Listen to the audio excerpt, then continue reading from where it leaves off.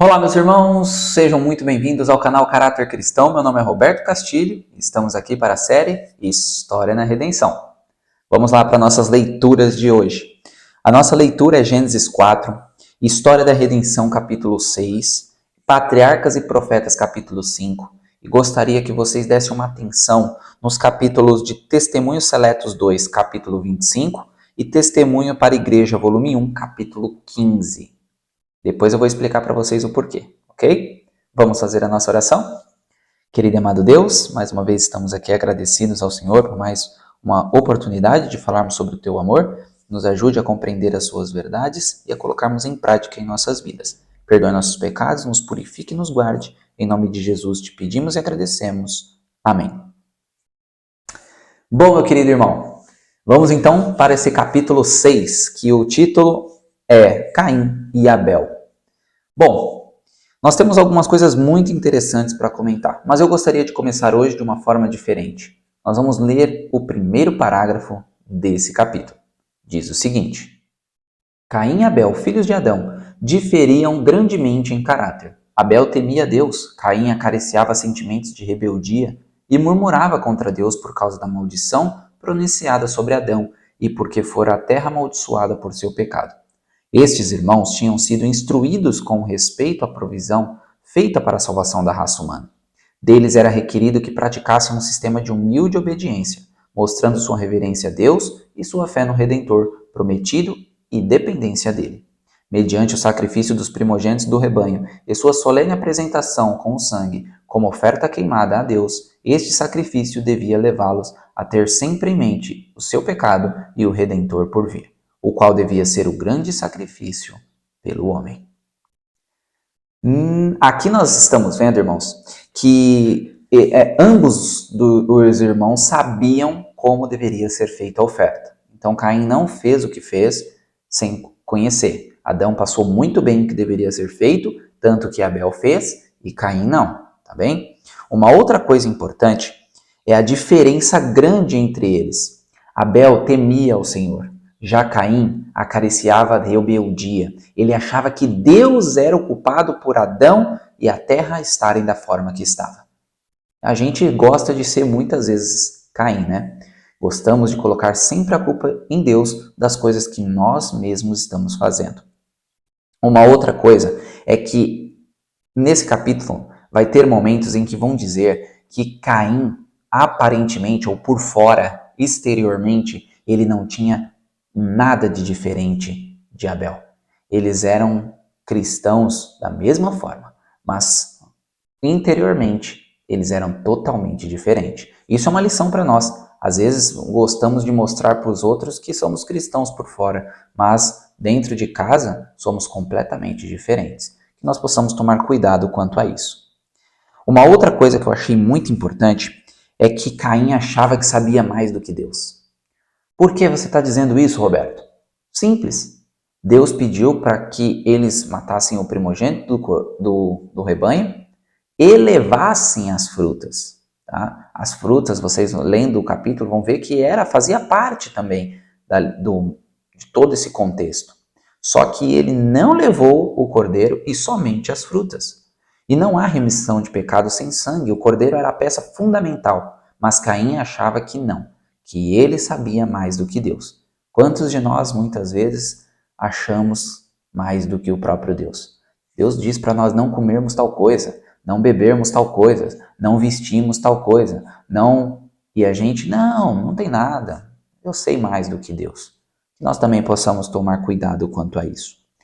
Uma outra coisa muito importante que está relacionada ao que eu acabei de dizer para vocês é que Deus não aceita uma obediência parcial. Nós temos que ser totalmente obedientes a Deus. Deus não aceita uma obediência 50%, 90%, Ele quer 100%. E nós precisamos estar submissos a Deus para entregar tudo a Ele, para que Ele possa fazer esse milagre de obedecermos a Deus em todas as coisas. Deus também mandou um anjo para ajudar a Caim, para que ele pudesse ser repreendido de uma forma a fazer o correto. O livro comenta que Caim rejeitou a repreensão do anjo. Ele rejeitou a Deus e ele rejeitou também ao seu irmão. Ou seja, ele recebeu no mínimo 3 repreensões e Caim não aceitou a nenhuma delas. E isso para nós é gravíssimo também, né? Porque quantas vezes nós somos repreendidos e a gente tenta... Não, é você que está errado. Eu estou errado. Mas a gente não aceita a repreensão. Satanás hoje fez a repreensão ser algo ruim. Mas a Bíblia diz que a repreensão é para aquele que Deus ama. Deus repreende aquele que ama. Então, meus irmãos, saiba como repreender. Vamos conversar a respeito dessa repreensão. Mas não deixe de aceitar a repreensão. Porque isso pode ser fatal, como foi para Caim. Uma outra coisa muito importante é que Caim, ele tenta arrastar Abel para fazer o errado. Isso vocês vão ler no Patriarcas e Profetas. Vai ali ter um tópico do Patriarcas e Profetas, onde deixa muito claro que Caim tentou fazer com que Abel caísse no engano. Não, Abel, não precisa fazer desse jeito. E Abel, não, irmão, eu vou fazer da forma que Deus manda. E aí, graças a isso, Caim ficou furioso e matou Abel. Tem um texto em Hebreus 10, 22 a 24, que diz o seguinte: cheguemos com verdadeiro coração, com inteireza certeza de fé, tendo os corações purificados de má consciência e o corpo lavado com água limpa. Retenhamos firme a confissão da nossa esperança, porque fiel é o que prometeu. E consideremos-nos uns aos outros, para nos estimularmos ao amor e às obras boas. O que esse texto tem a ver, Roberto? Quando eu li esse texto, me vinculou um pouco com Caim. Caim, ele não estava verdadeiramente de coração. Ele não estava na sua inteira certeza de fé. Ele não considerou o que os outros falaram. E por isso caiu na desgraça. Já Abel não. Abel considerou as orientações divinas. Ele estava inteiramente entregue à sua fé e ao coração. E por isso fez o que Deus mandou. Que nós possamos ser como Abel e não como Caim. Caim então mata Abel e aí Deus vai questionar Caim.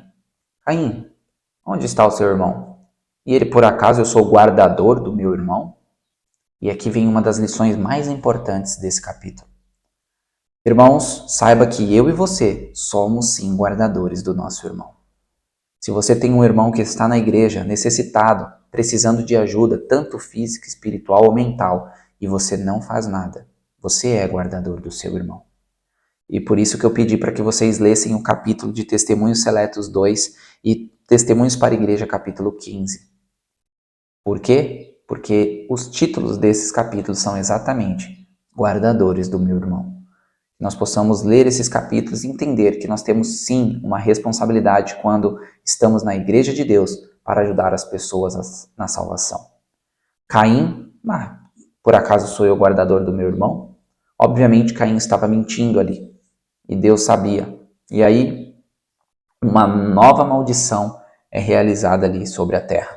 Então a terra foi duplamente amaldiçoada, uma lá em Adão e agora novamente com Caim.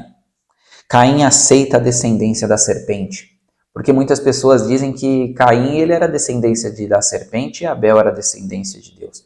Então Caim estava fadado a ser uma descendência ruim. E isso não é verdade. O livre-arbítrio foi colocado. Deus tentou de todas as formas salvar Caim, mas Caim não quis ser salvo. Inclusive a gente nem sabe se vai ou não ser, né? Mas o fato é que a Bíblia não nos dá essa certeza da salvação de Caim. E aí Deus ainda é misericordioso a Caim e coloca um selo nele, porque certamente ele não viveria muito tempo. Por que você está dizendo isso, Roberto? Porque a lei já existia. A lei não é do Êxodo. A lei já começa em Gênesis. E como você acha que Caim sabia que se Deus não tivesse o selado ali para não morrer, ele morreria? Ele mesmo disse, Senhor, mas então eu não vou viver. Com essa maldição eu não consigo viver. Por quê? Porque só tinha parentes vivos.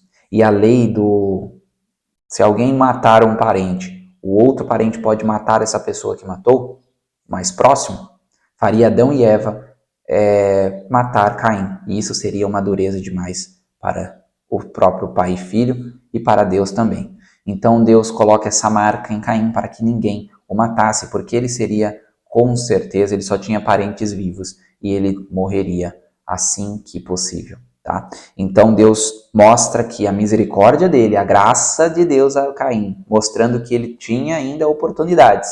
Se ele aceitou ou não depois, não sabemos. Mas Caim teve todas as oportunidades possíveis para estar salvo. E Deus ainda deu a misericórdia e a graça dele. E ainda o selou. E mostrou que a lei estava em vigência. Porque a lei do não matarás é lá em Êxodo, Roberto. Não, Caim já sabia que deveria morrer. E ele matou alguém e ele deveria morrer. Então, aqui fica claro. E se você prestar muita atenção nas nuances de Gênesis, todos os 10 mandamentos estão ali. Tá? Do capítulo 1 ao 50 de Gênesis você acha todos os mandamentos. É só você pedir orientação do Espírito Santo e adentrar fortemente no texto e vocês vão ver. Quem sabe eu faço alguma coisa com relação a isso para que nós entendamos que a lei já vem do Gênesis e não do Êxodo. Para finalizarmos, no finalzinho ali diz que Adão ficava triste. Ele ver uma flor murchar, cair, era uma tristeza gigantesca para Adão. Mas ver o próprio filho matar o filho, isso foi duro demais. E nós vamos finalizar então com o último parágrafo do História para a Redenção. Os anjos mantinham comunicação com Adão depois da queda. E informaram do plano da salvação. E que a raça humana não estava além da redenção. Embora a terrível separação que tivera lugar entre Deus e o homem, uma providência tinha sido tomada mediante o oferecimento de seu amado filho, pelo qual o homem poderia ser salvo. Mas sua única esperança estava numa vida de humilde arrependimento, fé na provisão feita. Todos os que aceitassem a Cristo como seu único Salvador seriam de novo colocados no favor de Deus, mediante os méritos de seu Filho. Glória a Deus por isso, meus irmãos. O que está faltando para mim e para você considerarmos Cristo como nosso único Salvador? Nesse capítulo tem 3 pontos chaves que você não pode sair desse vídeo sem entender. Primeiro deles, obediência. Deus requer nossa obediência total. Segundo ponto, repreensão. Não fique como Caim, rejeitando as repreensões. Aceite-a e mude a sua vida através dessas repreensões. O terceiro ponto, humildade. Seja humilde, reconheça quão falho, quão trapo de imundícia nós somos. E se submeta a Deus, pois Ele nos fará muito melhores do que nós somos hoje. Com essas 3 palavras-chave, se tornaremos como Abel, como Sete, como Sem, e se tornaremos filhos e filhas de Deus no grande dia da redenção. Infelizmente, Caim caiu nesses 3 pontos. Ele não foi obediente, não aceitou a repreensão e não era humilde. Achava que sabia mais do que Deus. Que nós não possamos ser como Caim, e sim como Abel. Que Deus os abençoe.